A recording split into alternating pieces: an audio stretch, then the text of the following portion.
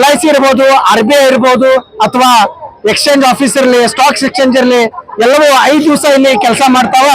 ನಾವಿಲ್ಲಿ ಪೂರ್ತಿ ವೀಕ್ ಕೆಲಸ ಮಾಡುವಂತ ಪರಿಸ್ಥಿತಿ ಒಳಗ ನಮ್ಮ ಬಹಳಷ್ಟು ದಿವಸಗಳ ಬೇಡಿಕೆ ಇದು IBI ದಿಂದ ಅಪ್ರೂವಲ್ ಆಗಿ ಫೈನಾನ್ಸ್ ಮಿನಿಸ್ಟರ್ ಹತ್ರ ಇದೆ, ಅಲ್ಲಿಂದ ಪ್ರಧಾನಮಂತ್ರಿ ಅವರ ಹತ್ರ 2 ವರ್ಷದ ಅದು ಹಾಗೆ ಕಾಯ್ತಾ ಕೂತಿದೆ.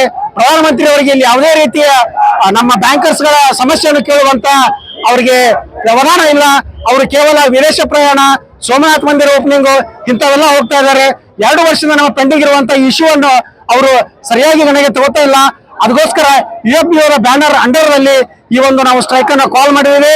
ಈ ಒಂದು ಸ್ಟ್ರೈಕ್ ಅನ್ನು ನಾವು ಯಶಸ್ವಿಯಾಗಿ ಇಂದು ದೇಶಾದ್ಯಂತ 8 ಲಕ್ಷಕ್ಕೂ ಹೆಚ್ಚು ನಮ್ಮ ಅಸೋಸಿಯೇಷನ್ ಇರ್ಬೋದು, ಎಂಪ್ಲಾಯೀಸ್ ಯೂನಿಯನ್ ಇರ್ಬೋದು, ಆಫೀಸರ್ ಯೂನಿಯನ್ ಇರ್ಬೋದು, ಎಲ್ಲರೂ ಇಲ್ಲಿ ಭಾಗವಹಿಸಿ ಒಕ್ಕೊರಲಿಂದ ನಮ್ಮ ಹಕ್ಕುಗಳಿಗೆ ನಾವು ಹೋರಾಟವನ್ನು ಮಾಡ್ತಾ ಇದ್ದೇವೆ.